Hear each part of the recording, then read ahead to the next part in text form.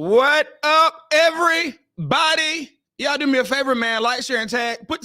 Would you please push or press the subscribe button so we can get some more support, man? Y'all, we made it to episode 60, man. I'm excited, dog. Y'all see my little background is all, spiritual. This thing ain't fine, man. Just do a little celebration. Man, what's up, y'all? Happy Monday to each and every one of you, man. Let's see who's on. Y'all speak to your boy. What's up? Hello. Yeah, man, episode 60, y'all. Shouts out to the Bandwidth Squad. They're in the studio with me today. We're going to have some fun, y'all. We asking some questions. It's going to be dope. Chris! Dr. Gabe. Man, what up, man? What's hey, up? I didn't mean to ask you. I Uh-oh. want some teeth. You know that little white teeth? Everybody walking around with white teeth now. I mean, like, they be going to the spots. Can I do that? No, like fake teeth? I'm saying, like, where do you go to get, like, the teeth? It's just like pearly whites. Oh, you can go to the Dominican Republic. I'm not going over there to get That's where people, I'm telling you, over there. that's where people are getting those teeth from. They fly out of the country and they go get the teeth, and they're super cheap, but they had the doctors, they're phenomenal. And then they come back and they have those nice teeth. I mean, you can do it in the U.S. too, but a lot of people fly out to go get those teeth. Now, some people get them from other places. So I can go to the Dominican to get the teeth I want. Yes, sir.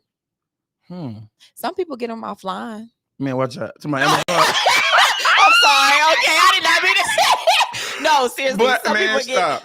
You can get teeth offline these days, and you know how you can like mold your braces or whatever, and they'll send you like some braces or whatever. You can mold your mouth, and they'll send you some new teeth. Man, I'm about to fire you up. Through the mail.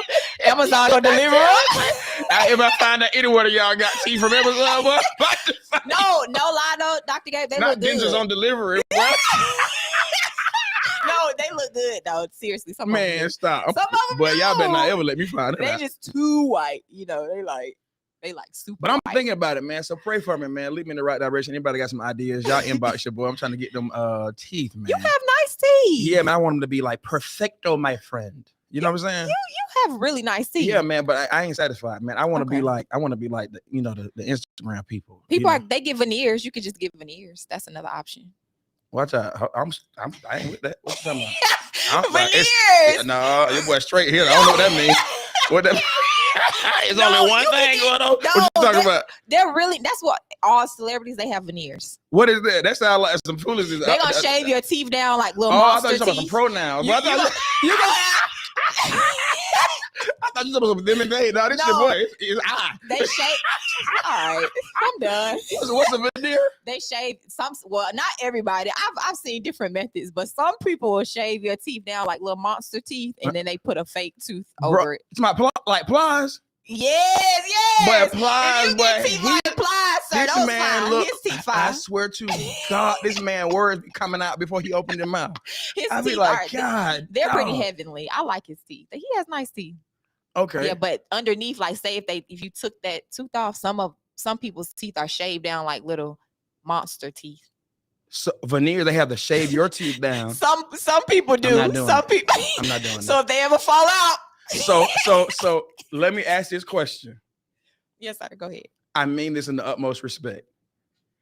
If a person passes and they had veneers, rest in peace. if they have an open casket. No, the veneers will still be in there. They're not gonna take the veneers out and say, come see me. The veneers stay in they stay. So that means let me take these veneers out before I'm not laughing. Yes, finally made it to rest in peace. Rest in peace. Rest in peace. But they'll have their veneers on. Man, I'm gone. It's not even funny. Yes, finally made it to see his face. Yeah, they're not just gonna take the veneers off when you're in the casket. I hope they would keep them on. So they don't. So are they permanent? They're not dentures, sir. They're like, they're semi-permanent because you do have to go get them. You got to check on them and stuff like that. But I wouldn't want them to slip out because then you'll have a little monster tooth, man, like a little rat tooth. No, I'm not. And doing then that, you'll have So is it another option? I'm not doing that. I'm playing, but that's what most people do, veneers, to have that perfect smile. They get veneers, and they're really expensive. I mean, they're really expensive. So people invest in them, and it's a good option. I ain't about to do that. Maybe you can get them without them shaving down your we got to work out something, dog, because I won't be doing that. So just in case you want to take them off, you still have your teeth. Man, I ain't about to do that, boy. I can see myself. Man, anyway, I got a joke after joke. No, don't joke. Don't joke. Rest in peace, whoever to listen to that. Don't joke. Man, who's sponsoring today's episode, man? So we don't have a sponsor today. We are sponsoring the episode. We're 60th episode. So that means that you can go to Dr. Gabe's website where you can officially find merch. In 2023, we're going to have Bandwidth merch. We're going to have personal merch that you can purchase, and you can fill out the form to be an official sponsor. One member from the Bandwidth team will reach out to you, but it's the 60th episode. Money signs. That's what that means, right? Oh yeah, that means that means next year it will not be no free sponsorship. Yeah, it's going up. So we are sponsoring this episode. We're super excited. 60th. How do you feel? Man, they ain't believing us. God did. Yeah. Now, and here's the truth of the matter, y'all. I think if you want to be philosophical, that phrase that DJ Khaled came up with is great, but there's a deeper part to it. Sometimes we don't believe in us. Mm-hmm. And I'm gonna be honest with Facts. you, man. I knew I was going to do it. Mm-hmm. I just didn't know how. The only principle I had was be consistent. Yeah. And so I'm proud. I don't know what's going to come of Bandwidth in the future, but I'm glad that we were consistent. We made it happen. And so my new goal is first week in January, we're going to start and we're going to do 60 more episodes. 60 Let's more, do man. it. 60 more. So 60 more. 60 more. I mean, I'm trying to like blow up on the TikToks and the YouTubes and stuff. I'm trying to get like money. What's up? How you do that? TikTok is going up right now. Your Bandwidth TikTok. For real? Stop. It's going up. It's going up. Wow. So you're already there. You're saying it, but you're already doing it right now. So wow. Man, I appreciate y'all, man. Thank y'all for sticking with me on this. Thank you. Secure, welcome to the team. Man, that's dope. You not you coming when we already successful. No, she was in the gym. Wow, don't do Shakira like that. Man. Don't do Shakira like that. Look, man, give me some current events. What's going on in the world? Did you vote? Did y'all vote? Did y'all early vote? Absolutely. All right. When is the next time we vote? December 6th. December 6th. What's that? Tomorrow. Tuesday. Yeah, Tuesday. Tomorrow, mm-hmm. Yeah, December 6th. So if you did not early vote, I need every person. If you are a supporter of me in any way, I need you to support me by going to vote tomorrow morning. Make it your priority. Sometimes do not allow anything to get in the way of you voting. All right. We need a runner, not a walker. Absolutely. What else, man? Y'all, what's up? What y'all think about Deion Sanders, Doc? A lot of people are pissed. I saw that, but I don't understand why is it the way that the speech that he gave the boys as he was? I don't know, but I think it's one. I saw a lot of people kind of comment. I don't know definitively. I don't have a real, substantial, a substantive response. I will say this though. I saw somebody say, "Man, how you lead old kids like that?" Well, they're not kids. They are not kids. Number one. Number two, my response is, I think they offered what? Colorado offered him what? $5 million. Okay, that's why he left. Okay. So $300K, and now I think they offered him. Somebody tell me. So they just offered him what? It was $5. Yeah. Okay, so $29.5 million. They just offered him.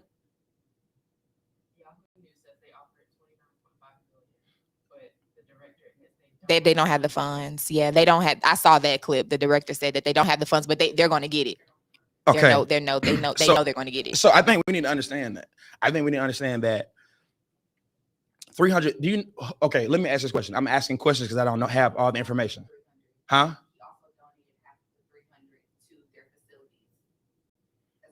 What? He only had 150K where? Working with from Jackson State. Yes. And so he donated another half of his. So 300,000. He donated kept half. 150 and donated 150,000. Yes. And then someone else just offered him how much million? $29.5 million. Understand Jeez. this. Understand this. Why you leave the kids? So why didn't you? They're not children. Coaches are just like white churches. They change pastors all the time. That's it. Okay. So just sit in that. That's a part of it. Number one. Number two, money, y'all. Money. We're talking about money. Why would a person pass up that type of money in this economy? This economy. Yeah, this is coaching is not like, for me, I wouldn't leave my church for that type of money because I just believe so much in what I, but I'm saying that's a lot of money to be like, no, I'm here. 150K. Listen, 1 million, I think I'm gone. No, 29. Just give me 1 million. I'm gone. Bye. The sound effect. That's what you're gonna say. That's what you're gonna hear. Where Dion? Wow. That's cool. Man, anyway, what's up, man? I'm excited to be here, y'all. Thank y'all for supporting it. Let's have a conversation. We answer some questions tonight, y'all. Let's do it. What's some questions, Chris? Talk to me. Don't tell me the names. Okay, I won't say the names. Mm-hmm. Yes. So the first question is about business, right? So the question is, since they say it takes money to make money, how do we start profit earning businesses to create wealth when we don't have much money? Ooh, that's a good question. It's a good question. And it's not, first of all, I'm not an expert in entrepreneurship. I want to put that out there. However, this is what I have done. This is what a lot of people have done. Number one, you need to start asking a lot of questions because there are a lot of resources. All right. Number two, shouts out to Dakari Augustus. I think what African Americans do, we start off trying to find people we know to sell our products to get their money. The problem with that is, I think we need to understand before we start trying to, this is the other thing too, Chris. I think before we start trying to get into business and before we take coaching from sound bites on social media, we need to put ourselves in situations where we are really learning. Yes. Here's why. I think we need to put ourselves in places. If your social media influencer that's a millionaire and all of that, if they have classes that they offer, before you start trying to invest in how to make money, invest in yourself in learning. Absolutely. All right. Because what happens is I can give you $1 million right now, but if you don't have the knowledge base, you will blow most of that money trying to make money. So I do recommend I don't know who that person is, but you're asking the wrong question. Wow. The question is, where do I take the money I have and invest it in resources to learn, not to start a business? If I could go back and do some things, I think early on, I would have put myself in environments that could teach me. Here's why. Because once I get in these environments, they will start directing me to resources that the average, hear this, y'all, we have to understand the makeup of America. America has designed it where African-American people, we get information last. Yes. Or information is hidden from us. All right. So money, listen, it's not a conversation of money. It's a conversation of information, classes, workshops, so that I know. And here's why I'm saying it, because we take money and we start investing into the business and into the business and saying, hey, I'm going to get my friends, I'm going to start promoting it on social media. All right. The reason I said shouts out to Dakari Augustus, what I have done with all of my business or what I am doing, security company, motivational speaking company. So anything motivational, merch, etc. That's 2. A consulting company. And what's the other one that I have? That's the consulting. That's phenomenal security. What's the other ones we got? We got LK, we got Make Phenomenal, we got the security company, we have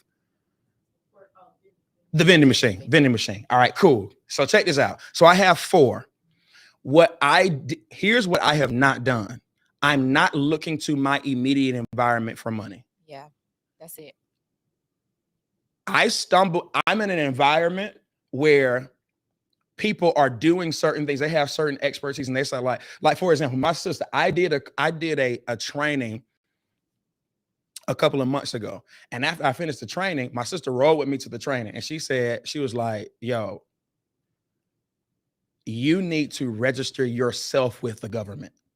I was like, myself? She was like, yeah, because companies will pay thousands of dollars for one session to do what you just did in that session.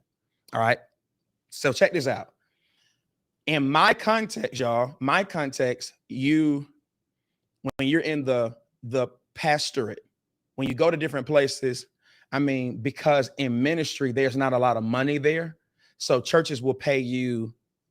I think that session I did for that particular church, I walked away with a G, just to get up and talk about where I believed the culture and the church were, where we were going, and how to make culture and church merge together to be whatever the subject was.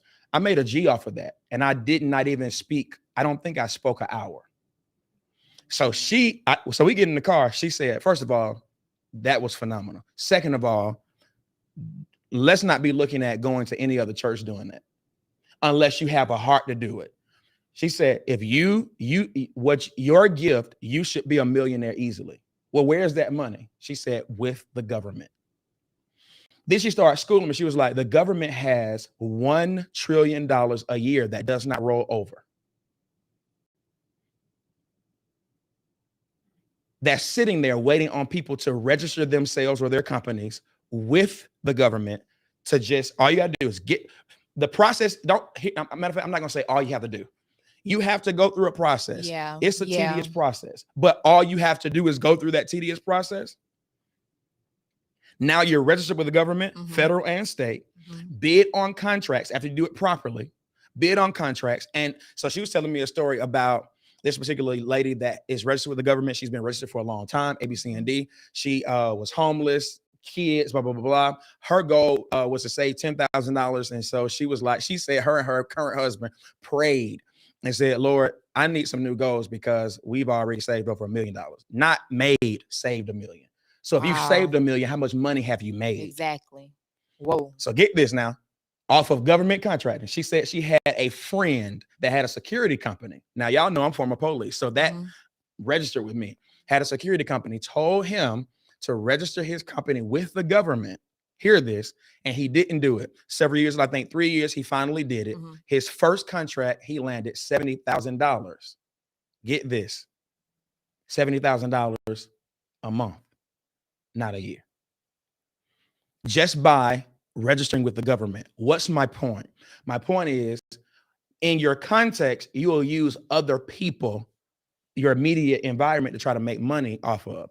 I'm gonna be honest with you. Just like a pastor won't ever become a millionaire off of church, you will never become and stop looking at social media as this, okay, well, they did it. No, if you want to really be successful, find out where the money is. There are monies out there that can literally make you successful within a matter of a year to 3 years, not the hustle. I think Black people have been taught to hustle. All right. So what my answer to that is this: put yourself in an environment before you start trying to make money, before you leave jobs, be able to say that you have schooled yourself or you have gotten in environments that's taught you. Why? Because trying to make money, you may waste money. Yeah, you will. You will if you don't know what you're doing. Yes. The wisdom is in the books, the clinics, the YouTube classes, etc. Whatever it is out there, be able to say, before I started this business, I was in class 1 year.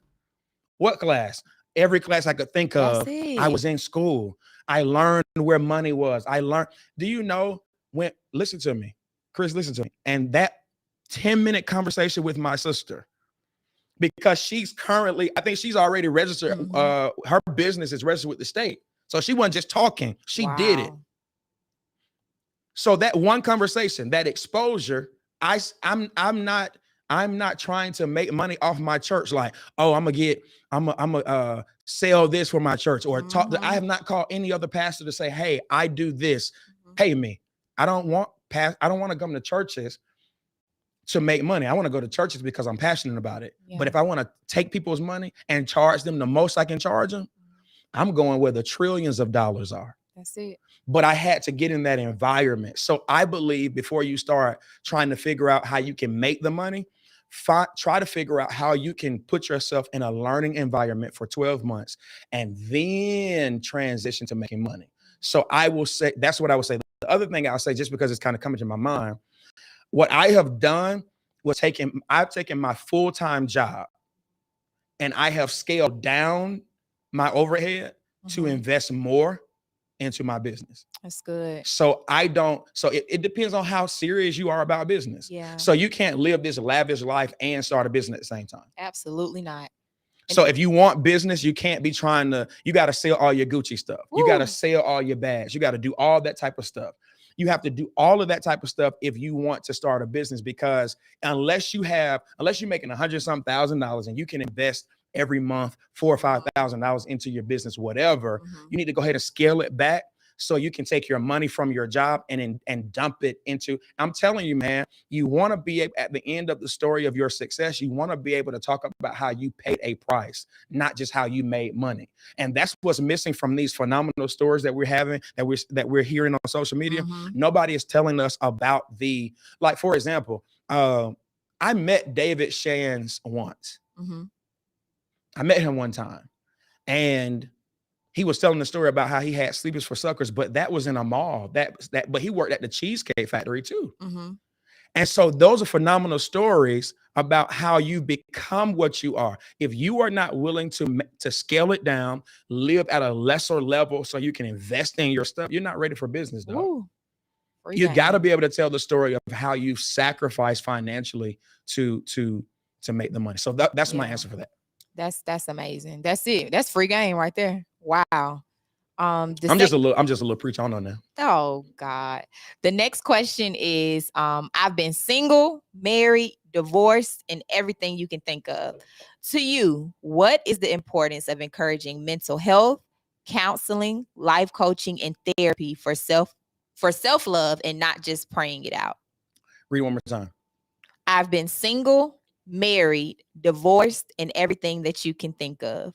To you, what is the importance of encouraging mental health, counseling, life coaching, and therapy for self-love and not just praying it out? That's really good. That's a really good question. Male or female? Male. Oh, that's interesting. Wow. Male. Yeah. Male. All right. So hear me. I think, for the sake of the question, I think we should start that before we enter into relationships. Whoa. Yeah. I think we have really been taught to fall in love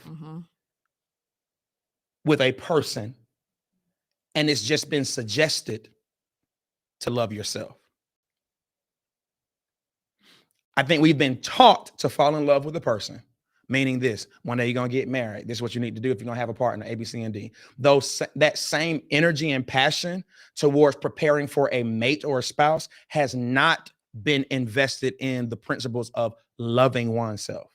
All right. For example, your upbringing. You probably heard more about preparing for a family than you heard more about loving and knowing who you are as a person. Think about it. Just pause and think about that. How often did my parents say, one day you're gonna have your own family? You know, this is what you need to have so you can have a successful family, so you can take care of your family. In comparison to, you got to fall in love with your own identity. You got to know who you are. You got to be secure in who you are. This is how you love yourself. A, B, C, and D. After that stage where we were being bullied, after we got through that stage and we started getting popular and so forth, they stopped talking to us about having identity. I remember I was bullied. And so, you know, people joking on me, people calling me this, people used to call me names, and it really kind of crushed my confidence, A, B, C, and D. And so, but where was that love yourself, know who you are, when I was starting to come into that popularity? It stopped. As long as my baby ain't being bullied, he good. Yeah. But we're not good. My point is, I think the efforts of self-development, self-awareness, We call it now emotional intelligence. I don't know if you can be emotionally intelligent without being self-aware, but I don't know if you can be self-aware without learning yourself and knowing who you are, etc. I think counseling, especially African American people, we need to go to counseling so we can identify that some of the things that we were exposed to, they were traumatic. Absolutely. That's it. Okay, to send us into a world helping us understand how to negotiate, how to navigate in environments of racism. That's trauma. It's traumatizing that we're not Yes. supposed to have to be looking over our shoulders every place we go. It's It's traumatizing. So being traumatizing. able to say, yo, and we understand why we've had to be taught those things, Yeah. but being able to put ourselves in environments where we unpack the trauma of our past, the trauma of family, etc. Even we think it's small, y'all. We think it's small, but your first rejection, you needed to talk through that. Your first bad breakup, you needed to talk through that because it started to form your thinking about yourself. So you either became something different so that that wouldn't happen to you again. Well, that's fine, but you needed someone to say, okay, but before you start becoming something else so that won't happen to you again, let's talk about who you are, because it may happen again. Oh, So yes. my point is, I think before we get into relationships, we need to put ourselves in environments where, oh, what's going on here? Oh, look at him. Your boy popping. All right. So look, so I think it's so that's the first thing. The second thing is prayer is not the only tool that God has used or given us so that we will come into the knowledge of who we are in him. Prayer is not the only tool That's that it. God has used. Prayer is for us to get to know God, get to know ourselves through God, but he also has placed himself different gifts in each and every one of us to help us grow and develop. So a lot of times, very, very deeply religious people, they'll stop at prayer. Yeah. I prayed about it, I'm fixed. Yeah. Not really. Here's why that couldn't be logical. It couldn't be logical because if God has placed answers in other people, that means there are certain things he's not going to say until you talk or use other resources. Yeah. Does that make sense? That makes sense. So I think before we get into so my last part of that is this. I think we see the outcome of destructive relationships, unhealthy relationships, the inability to choose healthy people because we do not go through seasons and stages of self-development, self-awareness. I was talking earlier, then I said, I don't know based upon family upbringing, fatherlessness in homes, etc., blah, blah, blah, the development and evolution of culture. I don't suggest people get married at 25, 26, 27, 28, 29, and 30. I don't. I think it's healthy to start pushing marriage and start to have the marriage conversation after 36. Woo. I think it is completely healthy and normal to walk down the aisle at 40. Talk about this. Yeah. Here's why. Stop Because right around 40, you start to know. Yeah. You're not searching. What I'm finding out, especially as a leader of people, people are still asking remedial questions about themselves that they should know the answer to. They should have known the answer to literally at 16. Wow. There are 32-year-olds asking questions that should have been answered at 16. There are people walking around with big breasts, big titties, big muscles, but emotionally, they are 18 years old. Mentally, they are 21 years old. So what happens is we get married, and while I'm trying to grow in marriage, I'm also growing as a person. You missed that. Now I have to grow with another person. I'm completely responsible for another person. At the same time, I'm trying to figure out what I like as a person. Yeah. I think around 40, you start to balance out chemically, mentally, emotionally. You start to know, you just start to have a certain root system in, hey, I have a certain conviction, I have certain value systems, I have certain beliefs, I have certain absolutes. What I'm finding out is people don't have absolutes at 30. They are, listen, look, we're in a culture right now where social media is raising us. Yeah, you need to wait until you're 40. I'm sorry. If social media is raising you, You should not be walking down the aisle saying, I'm going to be fully. Hear me. A man, a father is not handing his daughter off to a man that's getting his life coaching from social media. Did you hear what I said? So until a person understands that a lot of what I'm seeing on social media, or being able to filter through what's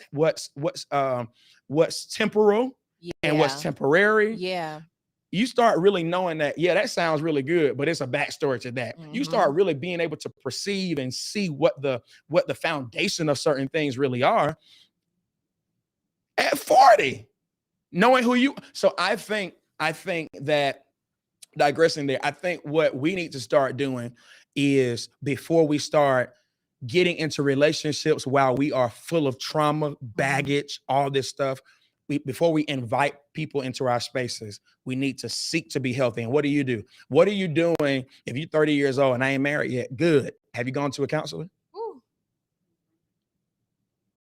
I'm 32 years old. I'm 32 years old and I ain't married yet. Good. What could you be doing to get good healthy before you take on a man? Good. No. Let's not be disappointed. Like, don't be crying because you're single. Maximize that time to be as healthy as you can be. Not perfect, but I'm gonna maximize this time to be healthy, because all you're going to do is get married and dump all of that on a person and be like, oh, I didn't know I was like this. That is not a dog. Don't. No. You too old. You too old for that. Now, what you mean you ain't know? That's it. No, we not doing that. We about to have kids. You talking about, I ain't know I was like this. No, ma'am. I'm sorry. No, what have you been doing all your life? What have you been doing in your adulthood? Yeah. BSing, playing around, dressing pretty, posting, but you have not been developing. Yeah. So I think it is to whoever that brother is, I think it's important, man, to reverse that. Do all of those things. And if a person, and it's the evidence that, hey, I may not be healthy because I've been married, divorced, single, this, that, but to be honest with you, y'all, we don't have the bandwidth, the emotional intelligence, or discipline to be in and out of relationships. It jacks you up. Man. Anyway, keep going. That's good. Okay, more relationship questions. So the next question, how do you keep your relationship fun and engaging? First of all, okay, let me say this. How do you keep your relationship fun and engaging?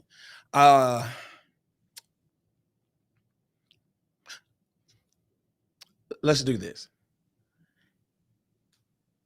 The foundation of the relationship needs to be fun and engaging, not sex. That's good. That's good.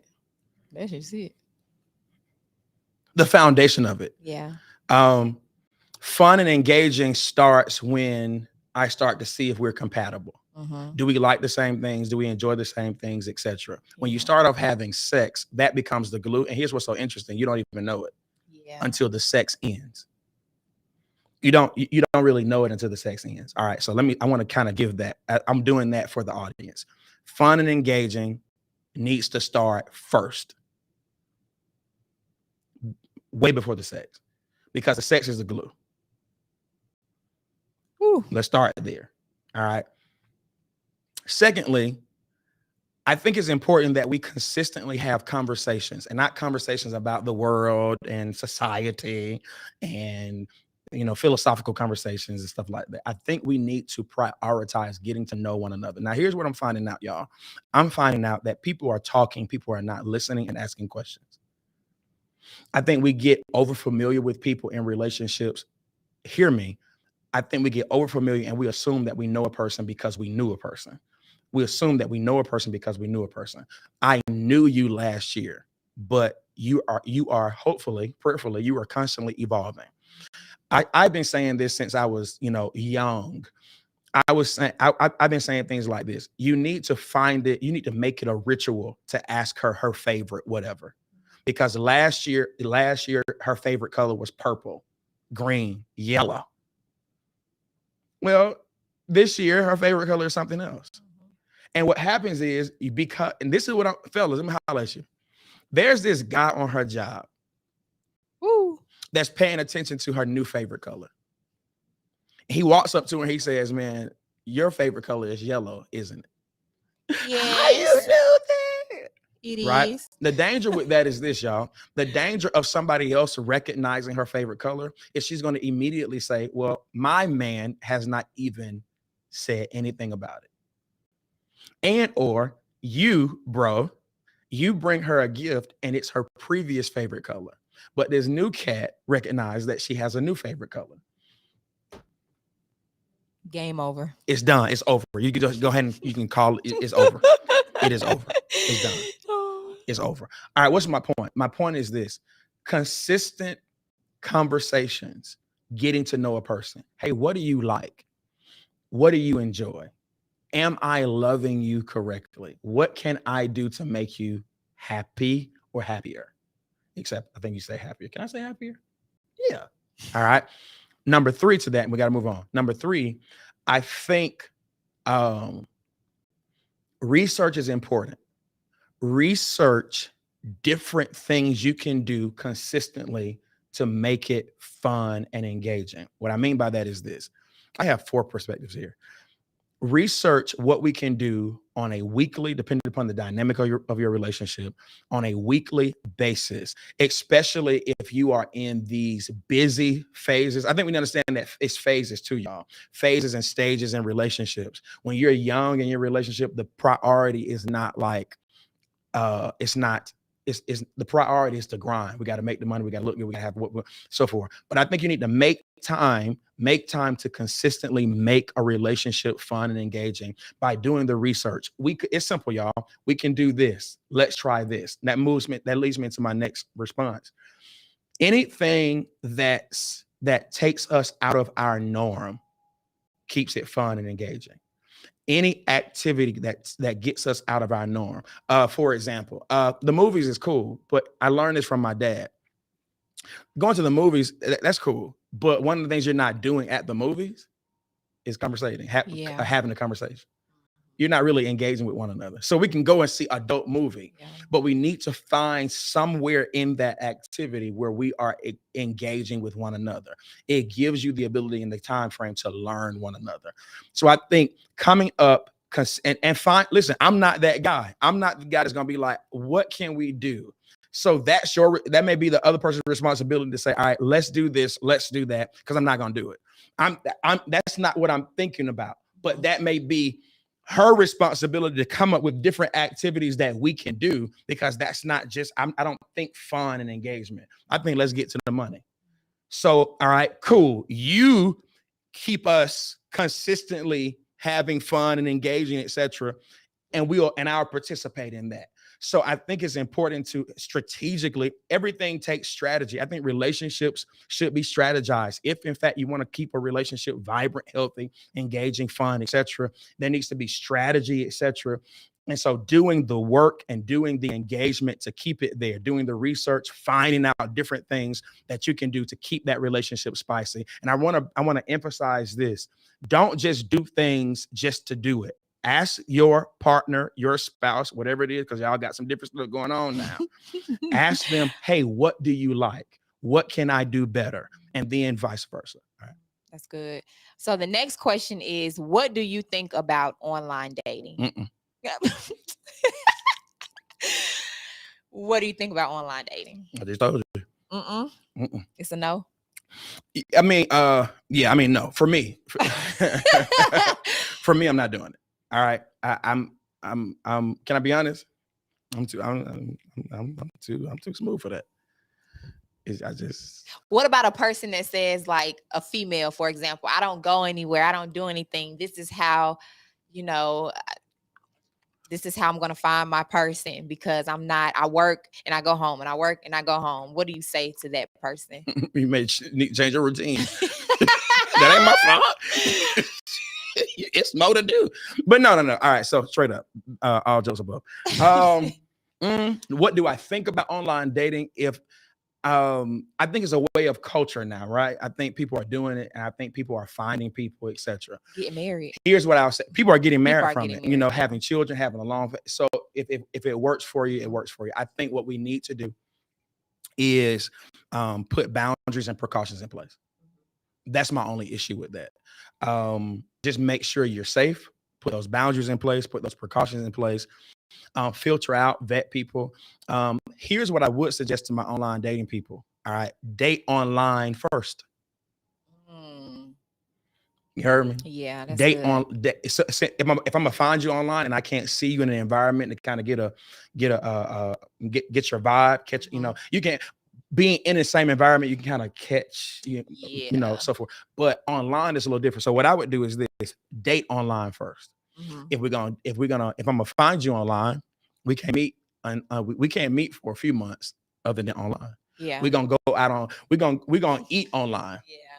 Virtual We're dates. gonna do virtual dates. That's good. Yeah, doctor. We're gonna FaceTime. Because look, if I can't FaceTime you, why? I'm scared. Yeah, I'm scared. If I can't FaceTime you, why? If I can't, listen to me. And then look, you gotta be funky with it. Hey, show me your place. I'm gonna show you my place. That's it. What kind of car you drive? Show me your mattress. Show me your mattress. Yeah. Let me see. Yeah, I want to see. So before we start meeting up, and then hear me, y'all, I think it's safe to do this. All right. When you, let's say we've been dating for a minute online, been exchanging. What's your address? Not so I can come, so I can look it up. Not me, both of us. We're gonna both share each other's. I want to look that location up. Yeah, that's good. That's good. All right. Here's why I'm saying this, y'all. Everybody's like, I don't believe in that or whatever. So check this out. I saw this story.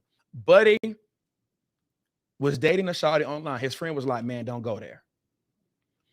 But he was like, man, I'm telling you, she's straight, A, B, C, and D. She really liked me. I like her, blah, blah, blah, blah, blah, so forth, so forth. Long story short, y'all, she invited him to her house. His friend was like, bro, do not go. Of course, he didn't listen. He went. But when he got there, I mean, when I say went, y'all, he got on a plane to go. Oh, snap. He got on a plane to go. So this is what he did. He started saying something ain't right, though. So what he did was he rented a car and went to her address earlier. No, he went to her address earlier and sat there and said, I'm on my way. So he pulls up to the crib. He sits there earlier, but on the phone, he's saying, I'm on my way, but he's watching the house. Do you know what he found out? I'm scared. This is what he found out. He's sitting there watching the house. A couple of dudes, they go out of the house. They go around the corner of the house to sit and wait on him. Oh, yeah. Oh. Of course, you know the rest of the story. He called out. Yeah. And called his buddy and said, bro, you right.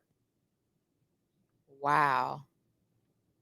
That's why I'm saying the world is crazy. People crazy. So if you're going to do that, you need to, and if a person is legit, they will allow you to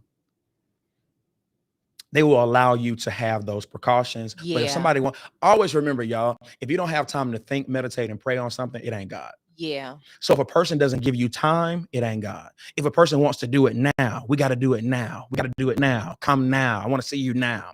No, I'm not ready for now. Let's do 6 months. Just kind of A, B, C, and D. All right, bet, because I'm here. I ain't got nothing to hide. Yeah. I have this is my house. This is what I have. Get this, y'all. Look up people's names. See if they married. I just found out even in what I do. Even what I do, I ain't saying it all. Y'all know what my primary responsibility is. I just found out people lying. Wow. Careers, what they've done, where they gone to school, A, B, C, and D, lying. Folk lie. You heard me? Folk lie. Folk and people who will lie about those types of things will get you killed and hurt. So I'm saying, don't be so desperate for love that you don't put measures in place to protect you and your family. Yeah. Yeah. That's good. Okay, so the next question, how do you ask for the sex you want if your partner doesn't satisfy you? We go home. Not French. Wow. How do you ask for the sex you want if your partner or husband or wife or spouse? The question said partner. What's that? Well, I don't know what that means. If your partner doesn't satisfy you, how do you ask for the sex you want? All right, so it's not okay. So several things. Number one, is it that the person does not know how to have good sex? Is that person physically unable to have good sex, meaning it's a medical thing? Is this person just, they don't know what they're doing? I remember this. My dad was, when I was a teenager, he was like, son, I think he was hipping me to the game about, sex and, all of that. And he said something that I never forgot. And I didn't understand it at the time. I thought that sex was just sticking it in and that's it. And then that's okay, cool. Oh, wow. And so he was like, because his whole conversation was, don't come in here pregnant with no having no child, son. Yeah. And so he started extending the conversation. He said this one thing. He said, sex takes skill. Sex takes skill. And I was like, okay. I thought he was just pontificating, but now I understand what he was saying, that sex does take skill. So hear me. One of the things you have to understand is this. Some people don't know how to have good sex. Yeah. Everybody knows how to have sex. Everyone does not know how to have good sex. And here's why. Now, this is gone. Not staying. It's gonna sting. Get this, y'all. Here, can I tell you how God made it? God made it like this. God made it where this is the intent of God when it comes to sex. God says, I want two people to come together, male and female. God bless all of y'all. But male and female to come together. Come on, hello, they're my show. Absolutely. Male and female. Adam and Eve, not Adam and Steve. That's right. Cancel me if you want to. I'll throw this energy drink in your face. You can't cancel me. Okay? That's it. But whatever you want to do. But I want them to come together and learn sexually. Together. That's it. That sex evolves because we start learning. Yeah. That's the original intent. All right. So I want to say this to you. If your girl or your guy come in and he or she is like cold-blooded with it. When I say cold-blooded, I mean they fire. You better believe they have had many practices. Wow. Okay. That's a great perspective. Many practices. So a lot of times people are disappointed in the fact that, hey, I'm not being satisfied. Yeah. Well, you actually have an opportunity to cultivate a person. Wow. And you cultivate by communication. Now, here's what you don't understand. I don't care if you had sex with a bunch of people. The next person you have sex with, you still have to learn them. So because sex is a discovery activity. It's not I'm an expert. I have to discover what one person likes, another person may not like. Just because your ex-husband was just like, oh my God, my ex-husband used to be, I'm talking about he was addicted, honey. Oh, I know how to bag him and swag him, girl. That's what they say. That's what they say. And then your next husband be like, well, that's because you're enamored with yourself. You thought that this person wasn't worth asking them questions on what they want to please them. So the answer to that question is this: don't complain, cultivate. Have the conversation with the person. Yeah. I don't know if that was a male or a female. Was it a male or female? Female. Oh yeah. Yeah. You got to talk to him. You have to talk to him. And then Miss Female, if your dude is listening, which I'm pretty sure he ain't.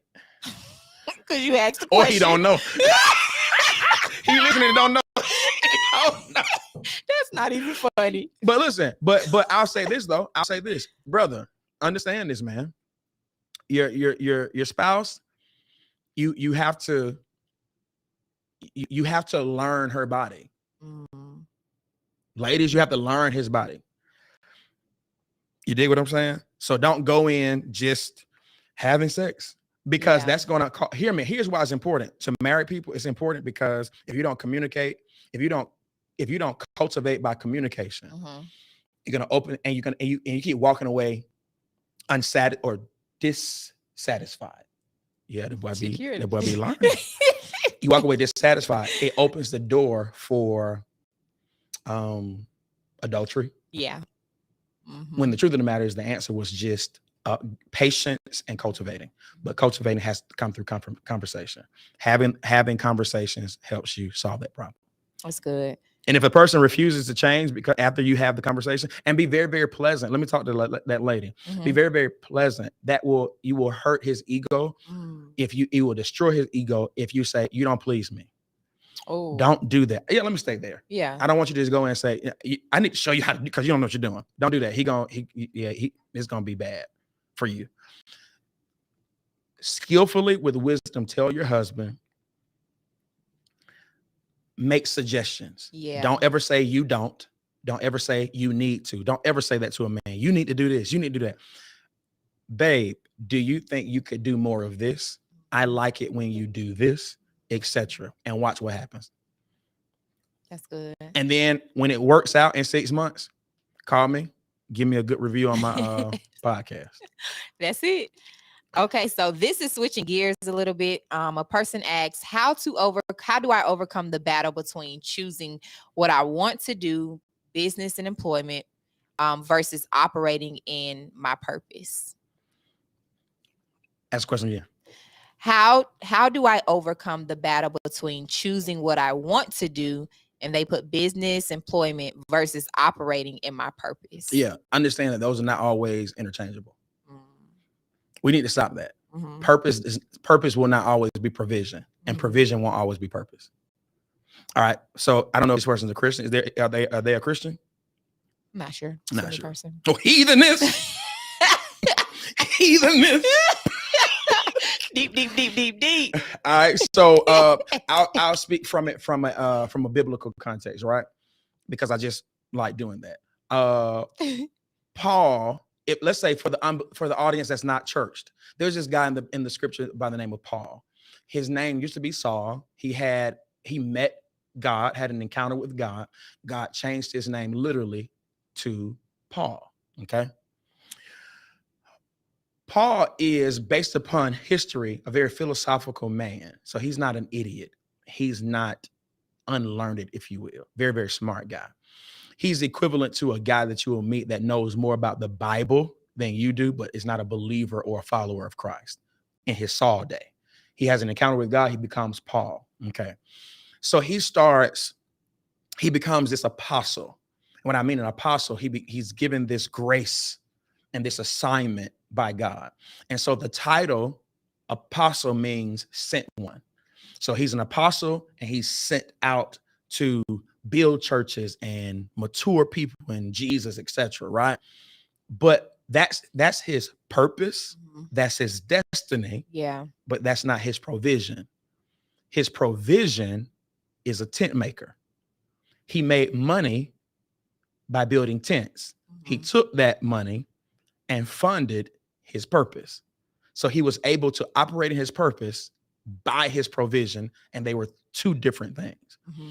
Paul is responsible. If you've ever opened the Bible before and gone over to the New Testament, starting with Matthew, Paul is responsible. After the Gospels, you have Matthew, Mark, Luke, and John. But after the Gospels, Paul is responsible for writing at least 72% of the New Testament in which we live and understand. So he's built churches. I mean, we understand the character and nature of God through a lot of times the writings of Paul. But that wasn't his primary, that wasn't his way of provision. So his purpose and his provision were two different things. What am I saying to you? I'm saying it's okay to work a job that you literally are not passionate about. That's not your purpose, just to make the money to fund your passions and your purpose. It is not abstract. It is not abnormal. It's something that's absolutely necessary to do. It's okay. For example, I started a church. Well, I have not been a full-time pastor the entire time. I was a police officer. I worked at Georgia State Police Department, Clayton County. And then I became full-time. And I used that money to take care of myself and to fund. Look, I remember a time, Shakira, you remember this. I was buying everything for the church. I was able to do that because I had something that was my provision. It was never my purpose. I was never called to be a police officer. I chose it. Yeah. It was something I wanted to do. I was interested in doing. I liked doing it. It was not a passion of mine, nor is it my purpose, but it was provision. I liked it enough that it held my attention for a season. Yeah. But I worked that so it could work what I was really passionate about. It's okay to do both until you can only do one, or it's okay to just simply do both. So don't always think that it's necessary to, I'm going to do this until my passion and my purpose can, it may not ever do it. Your purpose and your passion may not ever fund your entire life. But for some people, it does. I'm saying it's okay to work the provision and work the passion and purpose at the same time. There are a lot of people who are working and moving in their purpose and passion, but they go to work Monday morning. That's it. So I hope I answered that question. Yeah, that was really good. Next question. I'll start here. How many more questions I got? One more. This is the last one. Last one. Okay. Last cool. one. Yeah. The person I report to has a toxic, bullying, high pressure management style and expects me to manage my team in a similar way. How do I navigate when that style has been the default for the company? That's the manager. They're saying, yeah, the manager has a toxic, bullying, high pressure management style. Yeah. So several things you want to look at there. The first thing we do is we just be like, I'm gonna quit. I'm gonna leave this job. All right. Don't start there before you have a tough conversation. Have the conversation and be honest about the environment and say, hey, I'm not going to be able to perform and produce at the level that you want until this changes. Number one. Number two, it is okay to go above that person and say, hey, this person is creating a toxic working environment where we're not able to perform. Are there adjustments that can be made? Okay. Number three, if in fact you're unable to see something change, you decide whether or not what's it worth to stay here. What is it worth to stay here? Are you in a position where you can endure it and continue, or are you in a position to say, I'm going to go ahead and transition? Yeah. But notice I said transition last. Conversations. If in fact things are going to change, you can't run from every type of situation. I think this culture kind of like we're being cultivated. We're like, I'll just leave here. Well, that's why we got no money. That's it. Life is life, y'all. You're gonna have all types of supervisors, all types of managers, etc. Right? So if you are afforded an opportunity to just make a transition, go for it. But if in fact you are not, then you need to work the problem, and that needs to be something that you remember. Hey, I have a problem in front of me. Work it. Don't run from it. Work that problem. Work that problem. And a part of working that problem is I may need to have a conversation with them directly. I learned that, y'all. I learned that it's okay to sit down with a supervisor and say, yo, you threw me under the bus.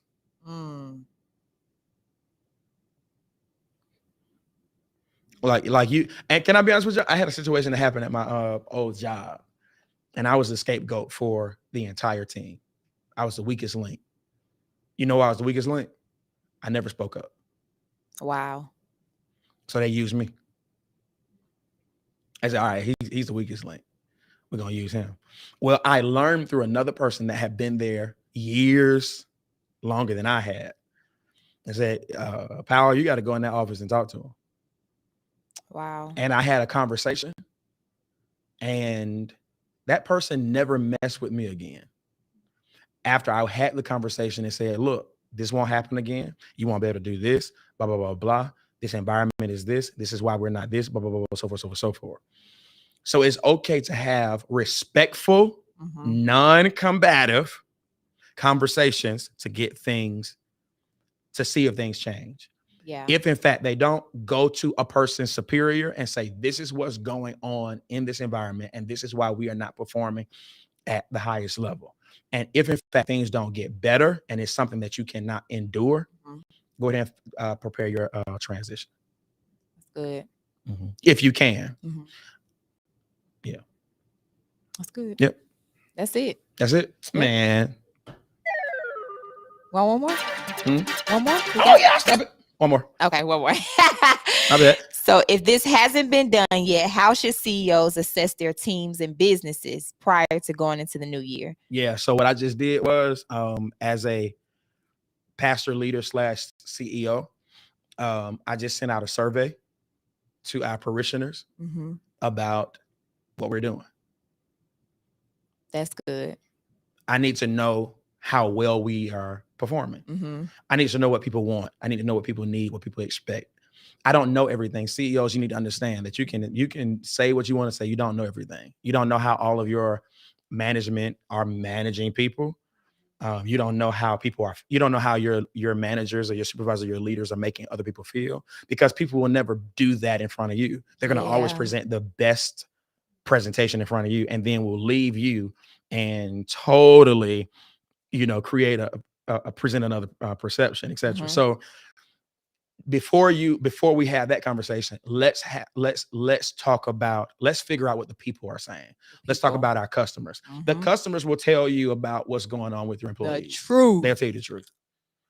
So if you are a CEO, you know, go all the way down to the bottom before you start trying to figure out what's going on in your administrative table, right? Don't talk to your management first. They're going to always present the best to you. They don't want to lose their jobs, right? They don't want to lose their positions or their seats. So so that's what I did today. I sent out a survey. I want to know, hey, how can we improve? And then I sent out another survey. How are my leaders doing? How is my executive staff doing with those who are in supervisory positions? So I got two perspectives. Parishioners, in business, you would say what? Customers. And then I sent out a separate survey with my executive team. I sent a survey out to the leaders, which would be called in business management. Okay. So I want to know, after that, I will start making assessments based upon the reviews that I get. So whatever the context of your business is or your organization is, start from the bottom. Here's what I would like to say. Stop saying open door policy. You're gonna jack up as a leader. Don't do open door policy. Go to people. Don't wait for people to come to you. Close your door and go out there and figure out what's going on. And that's how I have found out some of the things I found out, because I'm asking people questions, not necessarily waiting on problems to come to me. So you have to do that as a leader. You have to get involved and start at the bottom, the people who really make it work, the people who really hold it together, the people who are really boots on the ground. Talk to them about their working environment. Talk to them about the culture. Talk to them about how they are feeling, the momentum, the morale, if you will. Talk to them, and then work your way up to your table, as it relates to doing the assessment. So asking questions, my style was I'm sending a survey. Number two, talk to people, have conversations. After you send surveys, make it a habit. Make it a habit of talking to people and not just sitting behind your desk in your office. Get out there and figure out how people are feeling. And then get this, do not tell everybody who you're talking to. If you want to know the truth about the culture, don't always announce that you are talking to people and asking questions, because people tend to try to cover their tracks. Did that make sense? Yes. We don't know that they should be saying that. We don't know the CEO may come and be in his office one day, and he may be out there on the ground, on the floor the other day. Get this, y'all. Y'all remember that show where CEOs were they were what's the name of it? Undercover Boss. That's how you assess your company. That's dope. Get out of the penthouse of your organization and go undercover. Get with those people, talk to them, send out surveys so you can figure out what's really going on in your company. That's good. On it. That's it. That's yes, all. Sir.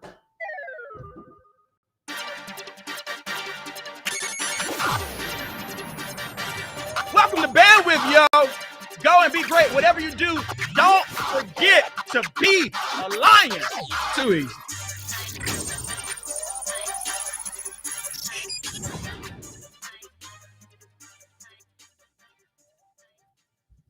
Yeah, man. Man, I enjoyed it. Thank y'all, man.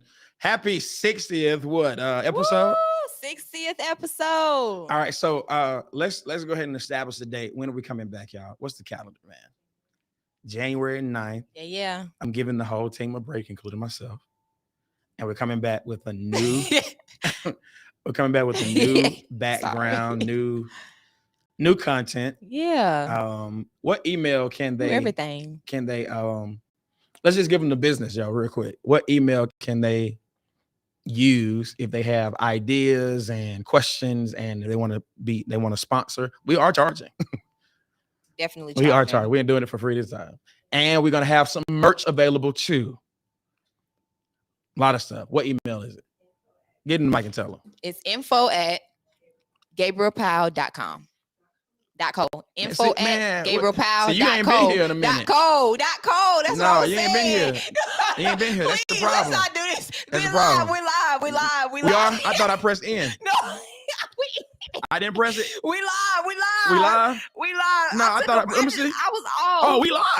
Well, they heard it already. I was off, remember? That's right. You were off. But see, if you were off, don't be saying stuff off. 2 or 3 weeks. But I'm saying you need to act. You need to act like you've been off. I've been in the gym with everybody. No, you need to act like you've been off though. So don't be rushing to say stuff that's wrong. She said .com. Oh,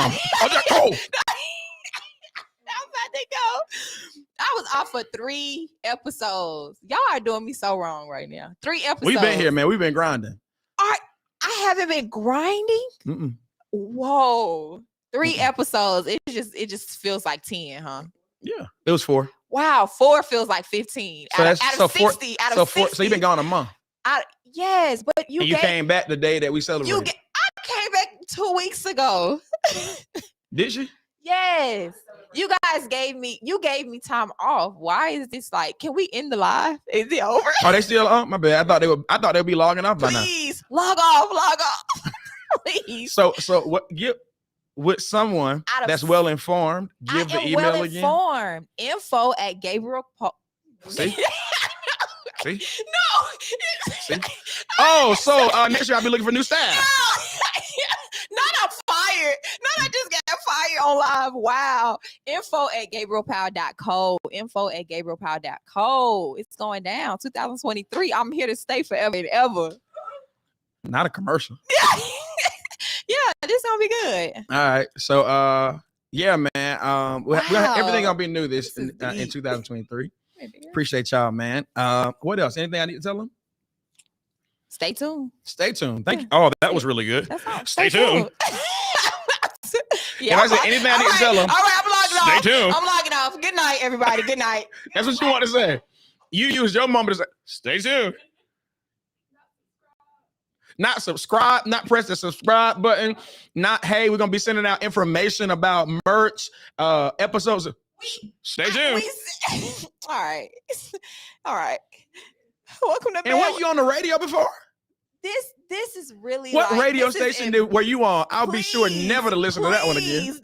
I was never on the radio. I never made it that far. I was just a co-host, basically, like a little. So you never made the live. Small fries. I'm small fries. You never made it to live radio?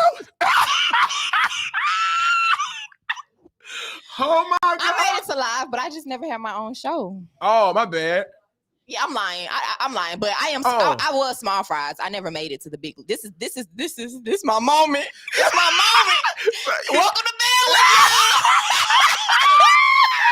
You did more with this than you did on the radio. That's my moment. Oh Bell my God. Going crazy. Bell is going crazy. Oh man, dog. We got to get you a segment on Bandwidth, dog. That's what I'm saying. What kind of segment? Could we add another segment to it? Yeah, I mean, we could. That'll be dope. But for ladies? Yeah, for ladies. Oh, we could. What can we do? That would be dope. But it would be yours. You would be the host of it. I would be the host. I would be the host? Yeah. Well. What you think? No, I think that would be. I think that would be dope. I think we could have a lady segment where we kind of have like dope relationship talk with the men. You know, maybe that. Y'all don't want nothing that's more than relationship. Y'all always talking about relationship. I mean, do that's you what want y'all. money? No, the audience typically goes crazy when you talk about relationships. So I'm not. Yeah, I'm not but we lying. got people. I would prefer to We talk have about people. money. We have a bunch of people want to know about relationship that has stank breath. I think we can do hygiene stuff. We can do hair stuff. We can do money stuff. We can do a bunch of stuff. I would prefer to do that, but you know, the numbers don't lie. What would the numbers don't lie. That's now true. we're trying to go, so we can incorporate hygiene and stuff like that. But what are other topics that people would like they want to know about, especially for women? I do think career is a big thing for women right now. Talking about, you know, what careers, you know, you could go into and dominate in. I think that's dope.